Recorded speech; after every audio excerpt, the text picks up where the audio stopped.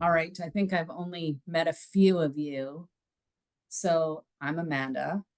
I have just surpassed 3 years since my stroke.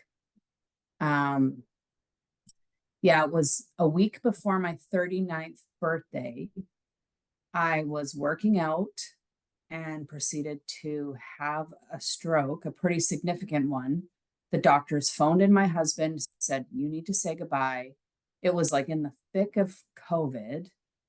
He couldn't really come in, but they let him come in because they all thought I was going to die. They were quite convinced I was going to die. And I didn't very clearly. Um, anyway, so that was just over 3 years ago. The stroke affected me totally differently. So I'm in Calgary. And Annie, correct me if I'm wrong. I think you are too. Yeah. So I'm in Calgary and I woke up a couple days later and all I could see around me were beds of old men, old, old men, and no idea what had happened to me. And went through the gamut of testing. They thought I had COVID. I did not have COVID. Ended up, I had a PFO, and which I've still never had closed. And I've made the choice not to have closed. And yeah, so recovery for me was a little bit different because where the stroke went was right in, and it has a name that I can't ever remember. I call it my hippopotamus, but it's something better than that. And really, it affected my emotions. I was diagnosed with cognitive aphasia, but really, it only kind of comes out when I'm tired. Um, I have a little bit of numbness down the left side, but no paralysis. So I know I'm very fortunate, but I was completely hammered with everything emotional. I went through a period where they thought I had bipolar. I went through a period of severe, severe depression and just suicidal ideations. Like I didn't want to exist. And it's not that I didn't want to exist. And what I've learned over time was I did want to exist. I just wanted to understand how I felt. And my feelings didn't make sense to me right away. And it didn't help that coming up to my stroke, I was also very anxious, depressed. And now all of a sudden it was intensified and nobody could help me. Nobody could help me because nobody knew what was wrong with me. And so I really struggled for a long time trying to find somebody who could help me, I suppose, put a name to my trauma. And then once I eventually realized where my stroke had happened and what this was essentially brain damage that probably was never going to get fixed, then it was okay. Now I've got this. How do I fix it? And I went through therapy. I went through trauma therapy. I went through psychotherapy and realized it's not just therapy I need. And like a stroke is a pretty significant trauma, pretty significant. And I kind of went for a long time with it was almost like survivor's guilt because, I didn't necessarily fit all the boxes of everybody else I had talked to that had a stroke. I didn't have paralysis or aphasia or all the other gamut of things that you can get. And like I said, I knew I was fortunate, but I still knew I was just a tad bit broken. And anyway, so I've spent the last 3 years trying to fix it. And I think the biggest thing for me and the biggest tool that I came across was acceptance. Acceptance is hard. Acceptance took me a really, really long time.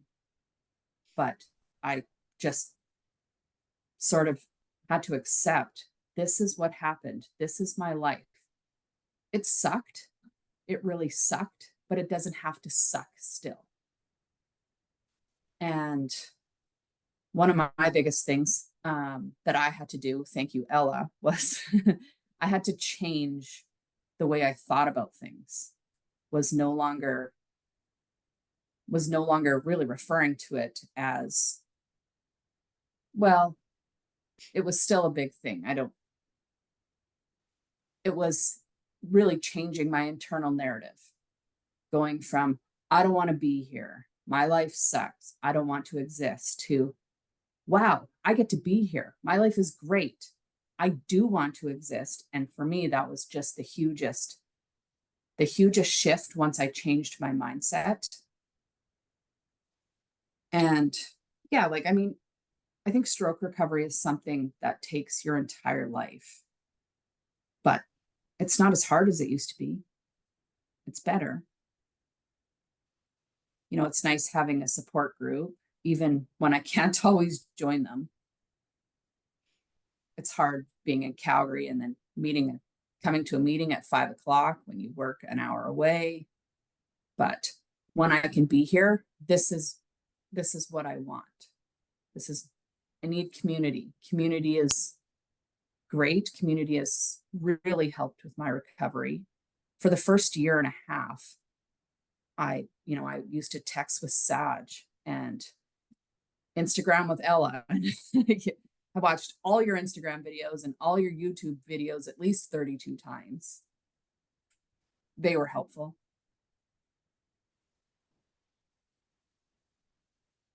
But the biggest tool, like I said, for recovery for me was acceptance.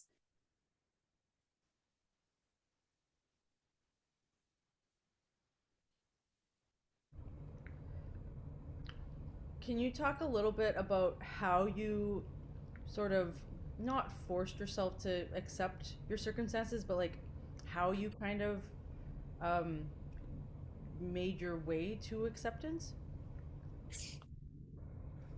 Yeah, so I I focused a lot of time on my faith. My faith was incredibly important to me, and just holding on to something, whatever faith is to one person. For me, it was holding on to that one person, in that this happened for a reason.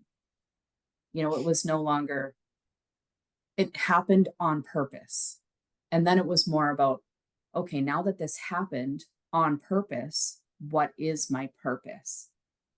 And my purpose, in order to find my purpose, was I needed to really truly be okay with what just happened. So that's when I leaned into my faith. I leaned into community. I started taking more time for myself, to listen to myself, listen to my body. And that was huge, because for 40 years I never did that.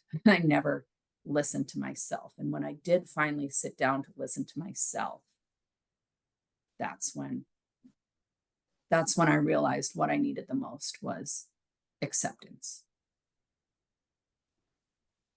I spent a lot of time learning how to meditate. And for a year, it was boring. It was terrible. It was boring. I hated every second of it. And then I loved every second of it, just by having that opportunity to just be with yourself.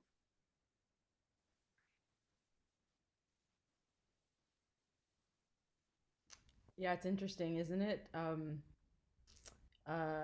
Meditation is the thing that I always go away from the easiest because it's like, I don't have time for that today.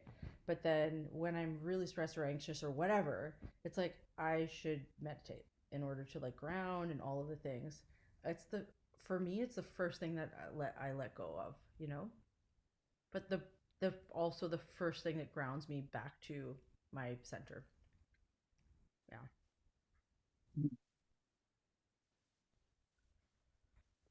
You know, it's kind of like Ferris Bueller. I always come back to Ferris Bueller with the whole, if you don't stop to look around every once in a while, you're going to miss it. Like you're going to miss life.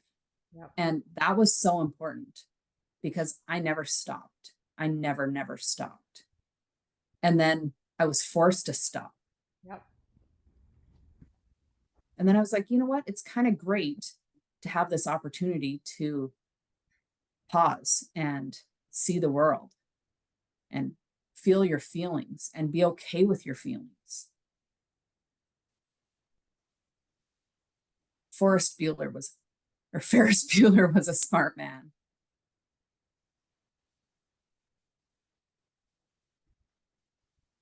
I love the quote that Ella just put in the thing, the chat. In order to find my purpose, I needed to lean into what happened. How Amanda began to accept. That's great. I think that's such a easy way to explain how to begin accepting. Because if I was asked that question, I don't even know if I can come up with an answer. And that was really it. So thank you. And I hope everyone can take that away, no matter what stage of their journey that you're in or that they're in. Um, and I, first of all, I appreciate your amazingly kind words. Thank you so much. And I'm so like happy is saying so happy is not exactly what I feel because I think there's no exact words for it, but I am so happy for you and where you are in your journey in your life. Like it's incredible to watch and to have seen you like go through that journey over the past 3 years. I can't believe we've known each other for that long. I know. Right? Well, and I joined the first couple of meetings and I kept my camera off and I just sat back and cried. And then I was like, wow, this Ella chick, she knows what she's talking about. I bought the mug, I bought the hoodie. Thank you so much. But And I I think that really the continue. biggest thing was to change that narrative. And I tell myself that over and over and over again, even if it's just so simple as, I'm frustrated because I can't get my shoe on. Like my left foot doesn't always like to do what it's told. And I get so frustrated. And then I'm like, wait, shift. And then I have to tell myself to shift that narrative. Yeah, but I can still feel my foot. I still have my foot. And then I focus on my other foot. And then it doesn't seem so bad. Yeah. Amazing. Um, I love that. And I'm so happy you're doing that, putting it into real practice. And I think that's Mhm. what we all need to do, stroke or not, really.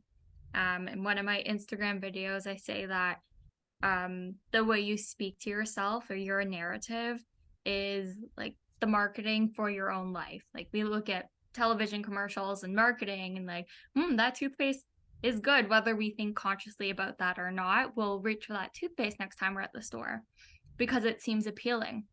So how you talk about yourself, well, how do I want to make myself seem appealing? Like not just to other people, but to me, right? And that's your narrative. And I love that you're doing that. Yeah, I lost a lot of friends too when this happened. A lot of friends were just kind of not what I needed anymore. So I had to make myself my own best friend, my own only friend at times. And I kept saying to myself, is this how I'd talk to a friend? And if the answer was no, then I didn't talk to myself like that anymore. Yeah. Now, Such I'm not saying I don't still have hard days. I still have really hard days. And I'm only 3 years out. My brain's still repairing.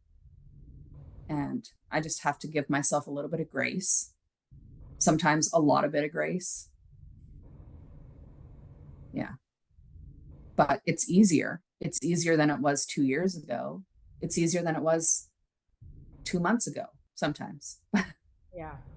It's not like for me at least, it wasn't like stroke recovery was like, okay, we start at the bottom of the mountain and then we just slowly make the climb up back to the top of the mountain. It's like there's pits and valleys and sideways and blah and plateaus and blah. And it's just like, you just, I'm 7 years out at this point, or 6.5, 7 in April. And mostly it's easier, at this point. Totally. Yeah. Some days, I'll take 87 steps forward and 72 steps back. And then I'll take like one step forward, one step back. Sometimes I fall on the ground and I just stay there for a day. Yeah. I eat some cake and I get the hell up and I keep going. And I think that's what's most important is get up and keep going, and then eat some cake. Yeah. Yeah. But once I realized I didn't want to stay down anymore, like when I get knocked down, I didn't want to stay there anymore. So yeah, sometimes I have a little cry. I feel sorry for myself for a minute, and then I get the hell up and I keep going. Yeah, I find that that is the attitude of not most survivors, but like a lot of survivors that have turned this into something good or something positive or a benefit of some sort, you know? Not to say that having a stroke is a benefit at all, but like you just accept your circumstances and yeah, it's really great.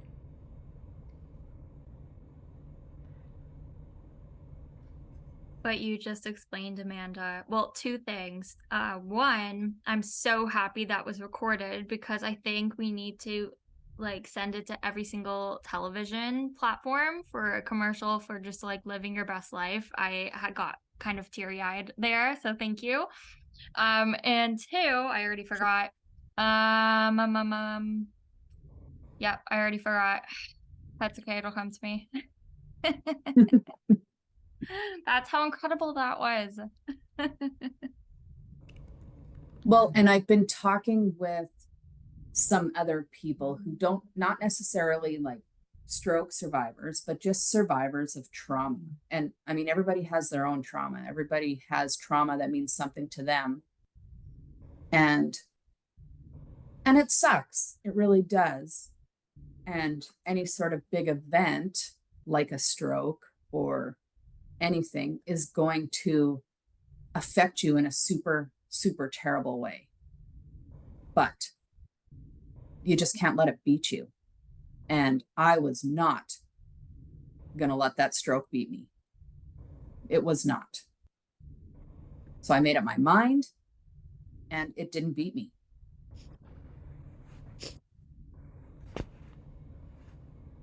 No pressure, no diamonds. That's right. That's right. Well, and I've really learned a lot about resiliency. Everyone kept saying, you're so resilient. You're so resilient. And I was like, no, I'm not. No, I'm not. But every single time I climb myself out of that deep pit and I look down, it reminds me that, yeah, you know what? I am. I am. And my stroke was a huge, huge lesson in that, in resiliency. And we're all resilient. We all have it. We all have the capability. You just kind of got to find it, even on the days you don't want to look for it. It's there.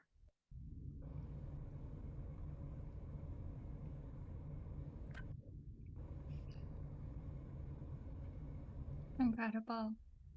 Does anybody else want to unmute themselves and ask Amanda any questions, mention something that resonated with them? It doesn't even have to be a question. I had something. I appreciated what you said about you mentioned that you were 3 years like post-stroke and that your brain is still healing. I myself need to remember that. It will be 4 years in January for me. And I had they called it a right thalamic hemorrhagic stroke, like the longest name ever. They had to name that damn thing. Sorry. But it affected my entire left side, and I don't have feeling in my left side at all. It's quite horrible. But and I get distracted when I talk, so sorry, I went way off topic, but I was just gonna say I appreciated what you said about your brain still healing, because some days I forget that, that I'm almost 4 years out and I'll be like, okay, is this it? But then no, your brain is always healing. So it was a good reminder. Yeah. So thank you. My neurologist, so I went to him after about 5 months and I'm like, why am I not better? Like, how come I'm not better? Yeah. And he's like, well, number one, it's 5 months. Your brain is still saying, what the hell just happened? He's like, Yeah. so you need to take pause And he explained it. The first 3 years pretty much is your brain kind of getting over the what just happened. The next 3 years is repair. And he's like, come talk to me after 8 years if you still feel like you're not back to yourself. Yeah. But I've learned to accept there's some things that will just never be the same, and that's okay. Yep. That's okay. But yeah, that's when you just got to give yourself some grace and have patience. Brains are not fingers, they take a long time. Mm-hmm. Yeah. I never knew patience until I had a stroke. I was just gonna say that about patience. Like, one of the main things that having a stroke has taught me, it's actually taught me a lot of things, but patience was one of the main things that kind of come to mind because when I was in the hospital after my stroke, I was there for 60 days in a rehab hospital. So patience was needed. Otherwise, I would have lost my mind. I would have escaped somehow from I don't know. So learning to sit with myself and my emotions was huge. Mm-hmm. And when you mentioned mindset, that was one of the things that probably saved my life. Like, Mm-hmm. I've pre-stroke, old me was always very like, I find the light in the darkest spot. I've always been like that. There's good in everything. And I seriously think that saved my life. Sorry, my dogs are going to bark here for a minute. um, they have an opinion too, I guess. Yep. But I've had 3 children, and even they never taught me patience like this taught me patience. Yep. Now I have more patience with them. Yeah.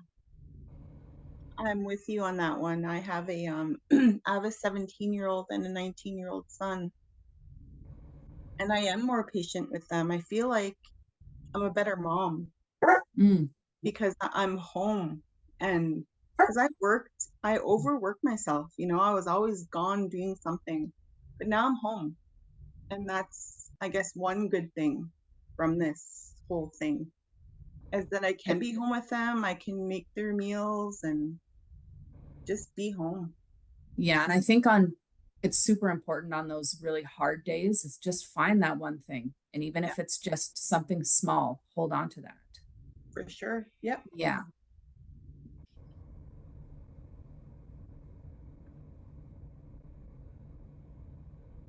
One thing I'll add is both you, first of all, actually, thank you, Shelly, for sharing all of that. Thank you so much for talking about your story and what you're finding helpful. This is exactly what this group is for. And what happens here stays here, except for obviously what's recorded because that's going on YouTube. Yeah. But then you know what? I hope and I know other survivors are going to watch this and go, oh my gosh, what Shelly just said, what Amanda just said, what whoever just said, that is so helpful. And so we're paying it forward as we have this conversation, which is so Sure. cool. And then so what both you ladies were just saying was your brain is still healing. And I think even I would add to that as somebody who is 16, almost 16 years out, my narrative now is this also just was like a natural change in my narrative. And that is my brain is always changing. I feel like I don't need to use the term healing anymore. I've just, again, natural change for me. But my brain is always changing. And like, how cool is that? Like, how cool is that our brains are always changing? 20 years from now, 10 years from now, brain's going to be changing. Like, that is so cool. It is the most powerful, like, yeah, you know what? Our brains were a little bit damaged or a lot of a bit damaged. And that sucks and that's hard. But how resilient are we that we can change our brains and be where we are now and be wherever we're going to be 20 years from now? I think that's awesome. And so thank you for pointing that out.